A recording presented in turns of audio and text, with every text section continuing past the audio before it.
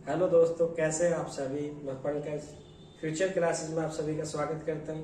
मित्रों, पीछे की क्लास में हमने व्यंजन संधि के नियमों को जाना था और नियमों को एक रटने के क्रम में ना जान के, जैसे मैंने ये नियम लिखा है आज की क्लास का, ऐसे ही हमने पीछे की क्लास के नियमों को क्लियर किया था। जैसे बिंदी है तो उसके स्थान पर हम मैं लगा देते हैं। तो आज की क्लास में हम जानेंगे आगे के नियम, लेकिन नियमों को नहीं केवल शब्द को देख के पहचान करना है, क्योंकि नियमों को कहां तक रटोगे। तो नियमों को तो मैंने लिख दिया, देखो 1 2 3 4 5, तो 5 नियमों को मैं एक ही बार में आपको बता देता हूं, क्योंकि तरीका आपको पता होना चाहिए। शब्द आपके सामने होगा तो आप सॉल्व कर सकते हो। तो मित्रों, यहां से हम देखते हैं, जैसे हमारा छह में छह, जय के साथ जय, टे के साथ टे, डे के साथ डे, ले के साथ ले। तो इस तरह की कंडीशन हमें शब्दों में मिलती जाती है। लेकिन कुछ चीजें ऐसी हैं मित्रों जो हमें दूसरे और चौथे ये जो वर्ग होते हैं, इनसे हमें द्वित्व व्यंजन का निर्माण नहीं मिलता है। उस चीज के बारे में तो मैं यहाँ आपको नहीं बता पाऊंगा फिलहाल में, क्योंकि समय कम है। क्यों नहीं बनता? क्योंकि वो महाप्राण होते हैं। महाप्राण होने के बाद आपने देखा होगा कि दह के साथ दह नहीं होता है, घ के साथ घ नहीं होता है, और ग के साथ ग की कंडीशन नहीं होती है। वो सॉरी, ख के साथ ख की कंडीशन, ख के साथ ख की कंडीशन नहीं होती है। तो दूसरे वाले वर्ग और चौथे वाले वर्ग से इस तरह का कोई शब्द नहीं बन पाता है। तो इस चीज की वजह से हम उन शब्दों को बहुत कम लेते हैं। तो आइए हम सबसे पहले इन्हीं शब्दों को जानते हैं। इन शब्दों में सबसे पहला शब्द है सचेष्टा। तो इस तरह का शब्द मिलेगा और आपको मिलेगा द्वित्व व्यंजन। द्वित्व व्यंजन है क्या? सबसे पहले तो आप ये समझ लें, द्वित्व व्यंजन का मतलब है दो व्यंजन, और जिसमें दो व्यंजन लगातार हो और समान हो, एक सी समान जाति के हो, और एक आधा हो और दूसरा पूरा हो, मतलब 1/2 और पूरा। इस तरह हो, समान हो, दो व्यंजन हो, लगातार हो, समान जाति को हो, तो इसका मतलब एक सी शकल है सबकी। इस प्रकार की कंडीशन में हम क्या करते हैं, ऐसी कंडीशन में जब बनता है तो आधे वाले का हम या तो तय बनाएंगे या दय बनाएंगे। केवल ये बदलाव करना है और कुछ बदलाव नहीं करना। सचेष्टा, तो आप मित्रों इसको बदलें सत प्लस चेष्टा। शब्द है सचेष्टा, शब्द है हमारा जैसे उच्चारण, शब्द है हमारा जैसे उच्चारण। तो देखो, उत प्लस चार, केवल इसको हाफ वाले को केवल तय के रूप में बदलना है और हमें कुछ भी नहीं करना। सचिदानंद संधि आती है, बड़ी इंपॉर्टेंट है, सचिदानंद। तो इसमें आप करेंगे, देखो एक नियम ये है और एक नियम ये है, दो नियम एक साथ इस शब्द में 3 टुकड़े होंगे। तो इसमें आप करेंगे सत प्लस चित प्लस, क्योंकि यहां से दय बदलेगा, क्योंकि दय तीसरा बदलेगा, और आगे क्या बचा? आनंद।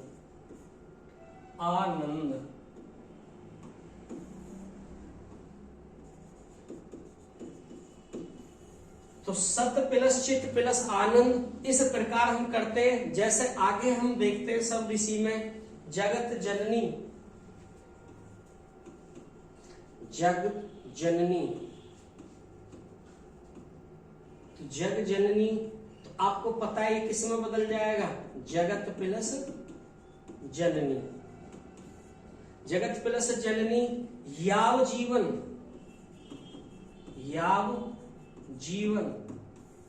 तो यावत जीवन हो जाएगा, ये वाला बदल जाएगा, यावत प्लस जीवन हो जाएगा। ऐसे ही शब्द है विरट टीका, तो ये किस में बदलेगा? विरत प्लस टीका, टट टीका। शब्द है टट टीका, तो ये किस में बदल जाएगा? तत् प्लस ये यहाँ थोड़ा गड़बड़ है। शब्द है हमारा तत्, तट टी का, तो शब्द बनेगा तत् प्लस टी। इस प्रकार आगे और शब्द देखते हैं और शब्दों को क्लियर करते हैं। जैसे शब्द है हमारा उल्लेख, तो ये क्या बनेगा उत प्लस लेख। शब्द है हमारा तल्लीन, तो तत् प्लस लीन। तो जहां भी ये द्वित व्यंजन आते हैं, आधा और पूरा आता है, वहां आधे को हम किस में बदल देते हैं। अब आधे को क्या कर देते हैं, आधे को तय के रूप में लिख देते हैं। और शब्द है जैसे हमारा उड्डयन, उड्डयन, उड्डयन का क्या बनेगा उत प्लस डैल। ऐसे भवत डमरू है, तो भवत डमरू का भवत प्लस डमरू बन जाएगा। ये हमारे 5-6 नियम थे मित्रों, और इसी में फिर हम नेक्स्ट आगे नियम देखते हैं। और नेक्स्ट नियम हमारा कहता है, रूल कहता है कि जब शब्द में आपको ये वाला मिले तो इसके स्थान पर आपको ये चेंज करना है। ये ध्यान रखना, सीधा सीधा मैं आपको कराऊंगा। जैसे शब्द है अभिषेक, अभिषेक, तो शब्द में आपको ये वाला मिलता है, तो मित्रों संधि में आप बदलाव करें। अभी पैसे यहां से टुकड़ा टूटा और सीधा बदलाव कर दें अभिषेक। ऐसे ही शब्द है सुषमा, तो आपको पता है सु प्लस समा। इस तरह के शब्दों को हम सॉल्व करते चलेंगे और सीधा ही हमें नियम की जरूरत नहीं पड़ेगी। और शब्द है सुसुप्त, इसको आप कर लेंगे सु प्लस सुप्त। शब्द है निषिद्ध, तो नी प्लस सिद्ध हो जाएगा, नी प्लस सिद्ध बनेगा। इसी प्रकार अभिषिक्त, शब्द है अभिषिक्त, अभिषिक्त, तो अभि प्लस सिक्त, अर्थात ये वाला से शब्द में मिलेगा और आपको इस वाले से के रूप में बदलना पड़ेगा। ऐसे ही हम आगे चल के और नियम देखेंगे। जैसे शब्द है हमारा अनुसंग, शब्द है अनुसंग, इस प्रकार के शब्दों को हम आगे करते चलेंगे। शब्द है जैसे विषम, शब्द है विषम, तो बी प्लस सम हो जाएगा। ऐसे ही आगे हम नेक्स्ट नियम देखते हैं। और नेक्स्ट नियम हमारा कहता है कि जब शब्द में अड़े मिले तो उसके स्थान पर हमें क्या बनाना है, न बनाना है। तो शब्द में हमें मिलेगा अड़े, बनाना है हमें न। तो कैसे बनाना है, जैसे शब्द है हमारे सामने ऋण, अब हमारे सामने ये दे दिया, तो हमें पता है कि अड़े जो होता है ये न बनेगा। तो ये अड़े जो होता है ये अवधी भाषा में अड़े का क्या बन जाता है, अवधी भाषा में अड़े का न हो जाता है। ये मैंने पहली क्लास में आपको पूरी डिटेल के साथ बताई थी, किसमें कहां से क्या होता है, फिर कंप्लीट सब कुछ बताया था। तो अवधी भाषा में यहां से नियम बनता है, अड़े का न हो जाता है। इसी में हम देखते हैं, जैसे शब्द है पिरमान, तो प्रे प्लस मान। शब्द है परिणाम, तो प्रे प्लस नाम। तो जहां जहां आपका अड़े आता है वहां वहां हम इसको बदलाव में लाते हैं। जैसे शब्द है परिमाण, तो परि प्लस मान। इस प्रकार शब्द है जैसे हरण, शब्द है हरण, शब्द है विष्णु, शब्द है शरण, शब्द है उष्ण।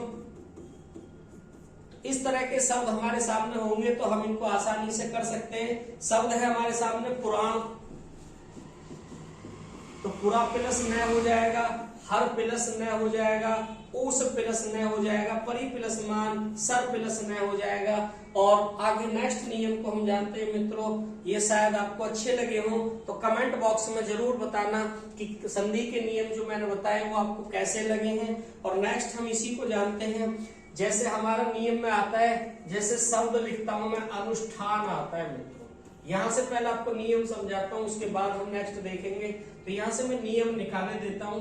तो जैसे आपके सामने ये कंडीशन आती है, तो उस कंडीशन में आपको इसके स्थान पर ये चीज चेंज करनी है। तो शब्द में आपको ये मिलेगा और संधि में आपको ये कंडीशन मिलेगी। तो हम देखते हैं, जैसे शब्द है अनुष्ठान है, तो अनुष्ठान में जब हम संधि करेंगे तो मित्रों अनु प्लस क्या हो जाएगी, स्थान हो जाएगा। शब्द है प्रतिष्ठान है, प्रतिष्ठान, तो प्रति प्लस स्थान हो जाएगा।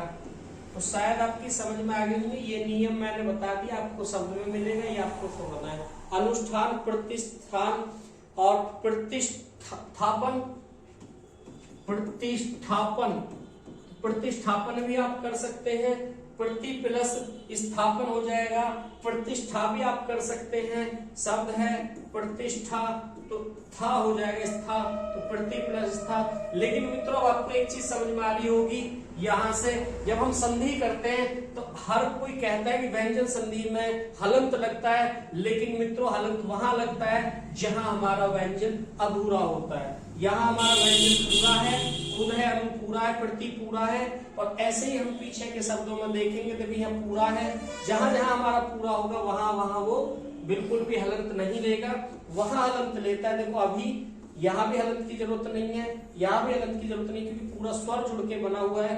हलंत वहां लगता है जहां देखो अधूरा अक्षर हो जाता है, वहां अपने आप हलंत लग जाता है। तो ध्यान रखना इस चीज को। आगे हम चलते हैं, आगे हम देखते हैं मित्रों कि आगे की जो किला इसमें है, इसमें हमारा लास्ट नियम न लोप का बचता है।